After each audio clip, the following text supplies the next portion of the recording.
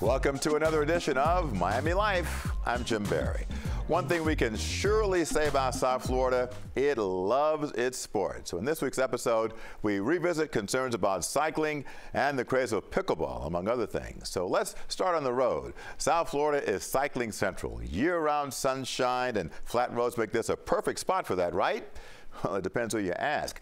Drivers stuck behind a pack of cyclists are not always happy about it.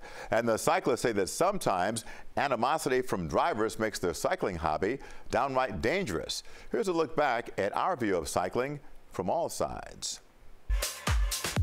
Recreational cycling in Miami is huge. Well, you have the opportunity to make new friendships, and there's a sense of freedom when you're riding. Miami is considered one of the world's most scenic bike cities. Rachel Lasada of Max Cycle in South Miami says business is booming because of the cycling craze. We've seen a lot of new customers. Miami has a very low barrier to entry for cycling, meaning the terrain is very gentle. We don't have any mountains, any hills. It's flat. Our road quality is very good. Since traffic can be so bad in Miami, the fact so many people are on their bikes should be a good thing. But not everyone's happy about it. Tensions can run high between drivers and cyclists on South Florida streets. Un tipo que no es un racing. Míralo por allá con su bike lane. Cyclists want to enjoy their ride, and drivers just want to get where they're going. Why can't we all just get along? We live in a really high-stress, kind of fast-paced city where there's a lot of things happening all the time and a lot of demands. And I think there's a lot of lack of compassion in general between people. It seems every cyclist with a spandex kit has a story or two about an encounter with an angry Miami driver. I've had plenty of ugly encounters. I've had a beer can chucked at my head on Rickenbacker Causeway. I've had change thrown at me. I've had garbage thrown out the window at me. I've been run off the road a couple times. And it's a lot of times it's unprovoked type road rage. One driver follow the peloton, get in front of the peloton, and then brake on purpose to see if we were going to crash into the back of him. People aren't patient. People are distracted when they're driving, and that's what causes injuries and sometimes fatalities. Sue Kawalerski of Miami-Dade County's Bike 305 initiative also notes that a lot of people don't know Florida's bike laws. A lot of times when a cyclist will be riding in the road, motorists will honk at them, telling them to get on the sidewalk. Little does that motorist know that a bicycle in the state of Florida is considered a vehicle, and we've got the right to the road just like a car. But the war of the road is one-sided. When it's car versus bike, the car always wins. Miami is one of the most dangerous places to bike in America. It ranked 5th in the nation for fatal bike accidents, according to the League of American Cyclists. In 2022, 2 cyclists died after being hit by an SUV on Key Biscayne. Its Rickenbacker Causeway is ground zero for cycling in South Florida, a popular path for riders, but also dangerous, even with its dedicated green bike lanes. Part of the problem? Some riders there don't stay in those lanes and disrupt traffic. There's a lot of riders or cyclists that do follow the rules of the road, okay? But there's also riders that don't follow the rules of the road. And that also ignites a little bit of the anger of a driver on a car when they see a cyclist doing the wrong thing. But drivers, too, should sometimes look in the mirror. The cyclist also doesn't have fault that maybe you woke up 10 minutes later, left home a little bit later, and all of a sudden it's the cyclist's fault that you're not going to make it to work or to a place you have to be. We have to work with each other in order to make it safer. And now to our person of interest. For former Miami Dolphin linebacker Channing Crowder, life after the NFL is all about new challenges. He is using his gregarious personality and boundless energy to create a multimedia empire. Not long ago, we talked to him about his newest adventure, stand-up comedy. Look here, don't make me look bad. No, man. Channing Crowder never sits still. He's like the character from that old comedy show In Living Color. When I was your age, I was a maintenance man, a carpenter, a cab driver, a cook, a hospital orderly, a security guard, a tour guide, a fish cleaner, and an Amway distributor all in the same day. Crowder talks sports on radio every day and on TV every week. Plus, he co-hosts a podcast, markets his own line of food seasoning, and is an occasional keynote speaker. I just saw, I saw the windows, and I just saw things open up, and I'm like, man, I got to maximize this. It's a lot, Jim. I ain't gonna lie to you, bro, but it hit recent. I turned 40, and I think turning 40.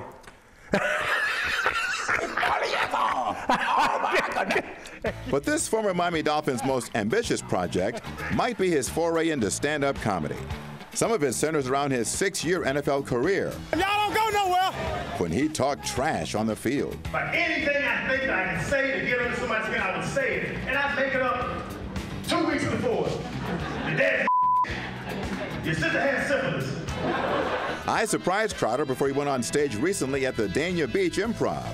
Backstage with him was his wife, Asia, who wrote some of his jokes. Crowder now studies comedy the way he once studied game film. I learned there's always an end of a laugh. That's my biggest thing I've learned from doing this, is when you can kill it. Punchline, boom. Right.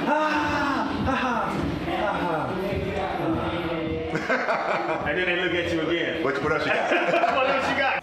Even while playing football as a rabble-rousing college All-American at Florida and outspoken Miami Dolphin, Crowder always had a quick wit. Finally, one of his celebrity friends goaded him into going on stage. Man, I'm telling you, you're funny. Go make something of it. We won't show much of Crowder's comedy act. It's for mature audiences, too risque for regular TV. But his naturally jovial mood hides an insatiable drive to do it all. 77% of ex-NFL players go broke. Yep. 80-something% get divorced if they're married while they're playing. You hear all those stats. I'm like, I'm not going to be a stat. Crowder saw the writing on the wall as his NFL career was winding down, so he jumped at the chance to do radio, even for what at first was a meager salary. He encouraged other athletes to do the same, but he says they scoffed at working for chump change. They would see the salary of $34,000 a year, and they're like, man, I ain't going to work every day for, well, what's that? That's $2,000 a month. I'm like, bro, it's not about that. It's about just the passion of doing something else.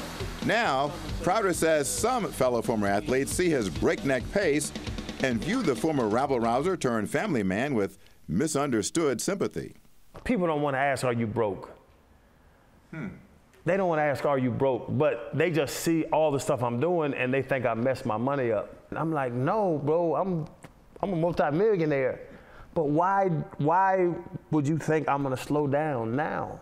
At his home, Crowder's football memories are tucked away. Where's the Brady ball? I knew what you was gonna ask. I knew what you was gonna ask. How many career interceptions does Channing Crowder have? Right here. This is it. That's one. The only one, but it was a big one. Up next on Miami Life, the documentary that celebrates the greatest sports dynasty in South Florida history. Get ready to visit the Asylum. Also, pickleball fever. Is it really contagious? Find out if a certain tennis snob can actually find joy on the pickleball courts.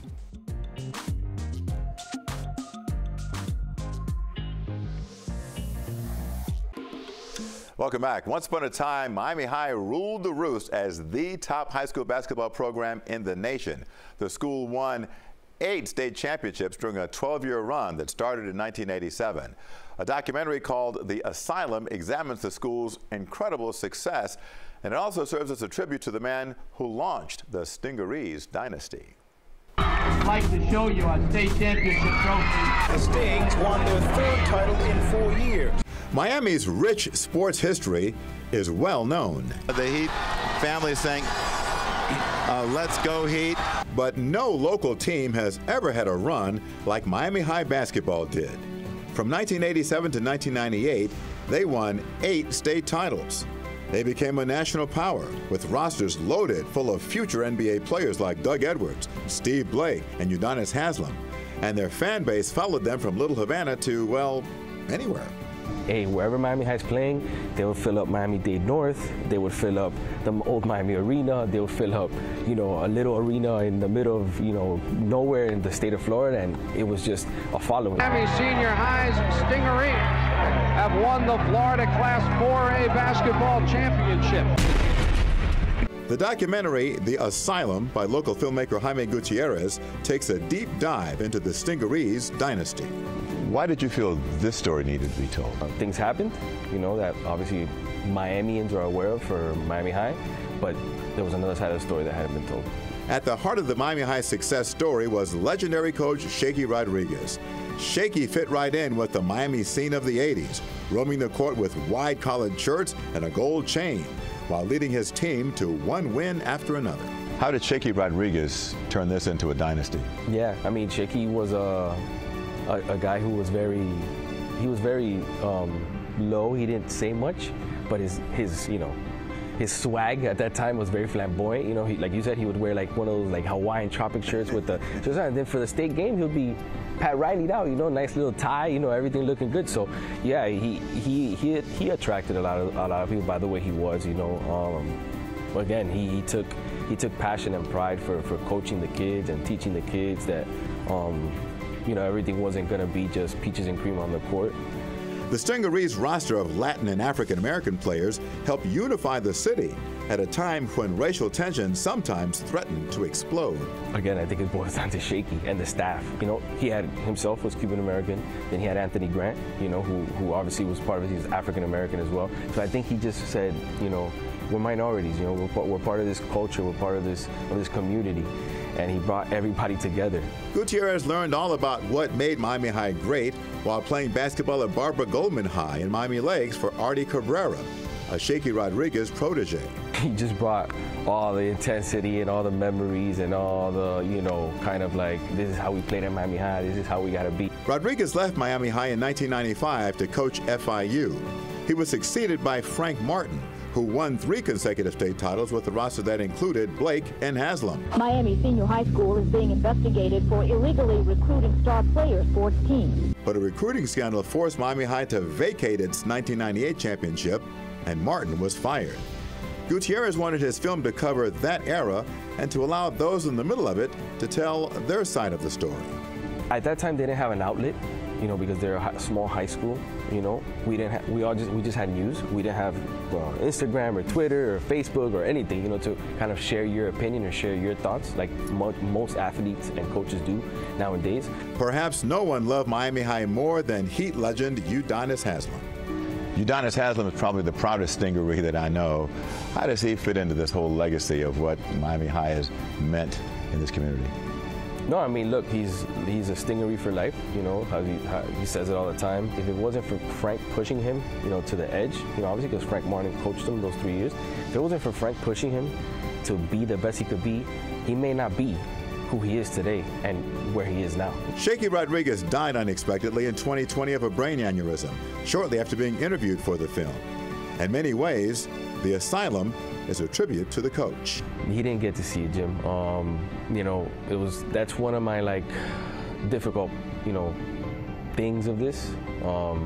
That really bothers me, to be honest with you. It hurts me because I remember seeing him. I went to one of his practices when he was in Matter and kind of spoke to him real quick. He's like, man, I can't wait to see it, you know. And I told him, Coach, I'm almost done. He's like, I'm almost done. Trust me, I'm almost done. Rodriguez's legacy will live on in large part because of this film. Reaction to The Asylum at local screenings shows that fond memories remain of the Stingerees dynasty. I knew it meant something to the Miami High people and Miami in general, just a small base. What I didn't know was how much it meant to like Miami High, Miami people, and basketball people. You know, that upped it another level. When we come back at Miami Life, are you ready to be a pickler? That's what people who love playing pickleball call themselves. I set out to find out what the big deal is when Miami Life returns.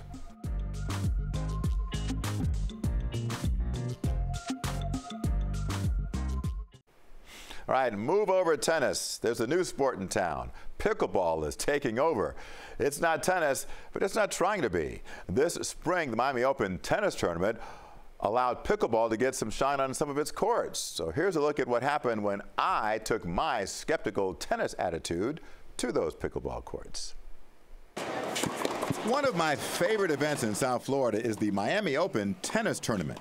So imagine my horror when I saw that one court had been invaded by pickleball. While the pickleball pros put on a clinic, I crashed the party to sneer. How would you convince a tennis snob like me to give this a shot? You like people? Yeah. And this is it. You can play this till you're 90. You can play with anybody. You can have a good time. You can shoot the breeze. It soon became painfully clear that there was a whole legion of people who love this sport. People like Debbie Coleman of Coral Springs, a shameless pickleball addict who plays every day. What, tennis is a beautiful game. It's an amazing game. Yes. And I have a lot of respect for tennis. Yes. And this is not tennis. It'll never be the Miami Open. But at the same time, it brings so many people out. People who would never exercise or socialize for that matter. And it gets them out on the court and have fun and exercise and social. So that's worth supporting, right? Yeah, I guess you got a point there. While learning tennis takes time, money, and practice, pickleball lovers say someone can dive in and be reasonably good in no time. Even Miami Dolphins' Zach Sealer came out to this clinic and seemed hooked. Debbie got me up to speed pretty quickly. That's awesome. I might have a future. So can you go maybe pickleball? Okay, maybe. Give it a maybe now. The pickleball craze has not occurred without a little controversy. Getting the inactive active again has led to some injuries, and some communities have rebelled against the noise that a cluster of pickleball courts can create. Like, I feel bad for the people who live around because we got 100 cars parked. We got houses around 9:30 at night. You're still hearing this and people carousing. But unfortunately, I hate to say it, that's not going to change. It surely won't when tennis players keep jumping on the pickleball bandwagon. Former tennis pro Jack Sock is now on the pickleball tour. It's bringing more people in because you pick this up and you see that you can do it because it's easier to pick up for especially a young kid. Yeah. You can hit the ball a little easier, a little longer, and then, okay, now I see that I'm good at something with a paddle. Now let me try tennis. And Miami Open tennis tournament director James Blake is also a convert. He even knows pickleball strategy. You drop it in the kitchen, I can't hurt you. In the kitchen, that's it, the non-volley zone. If I drop one short like that, you can't hurt me, but if one goes high, then I can put that away. I explained to him that when my coworker and fellow tennis purist Elliot Rodriguez put me on blast about my resistance to pickleball, it prompted me to pick this up to teach Elliot a lesson. There you go. Look at that. There you go. Look at that. Look at that. Look at that. Look at that. Nice. Look at that. You're getting it. Elliot's going to be in trouble. You're going to be all over Elliot. But against a former top 10 tennis pro like Blake, I figured my only shot was to stack the odds in my favor in the first and perhaps last tennis versus pickleball match in history. Where can I hit it? Let's see. So hit it in there. I got you. Anywhere. Oh, I missed it. All right, 15 left. This is about the only way I'd have a chance against a guy like him. All right, now I got Oh! Yeah! All right, see, now I got the hang of it. I didn't want to have to go street on James, okay? He's a really nice guy, but it looks like I'm going to have to do that.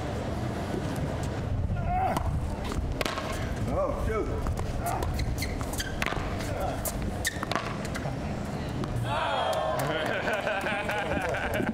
God. Thanks a lot. That was fun. That was fun, actually, yeah. We'll be right back.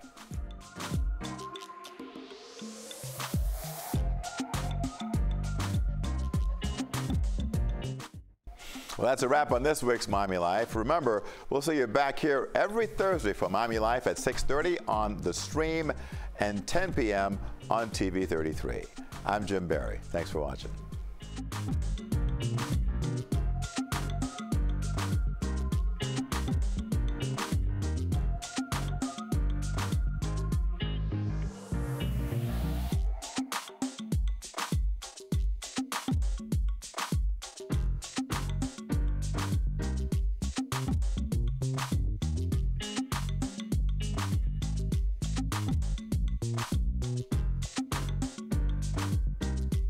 Bye.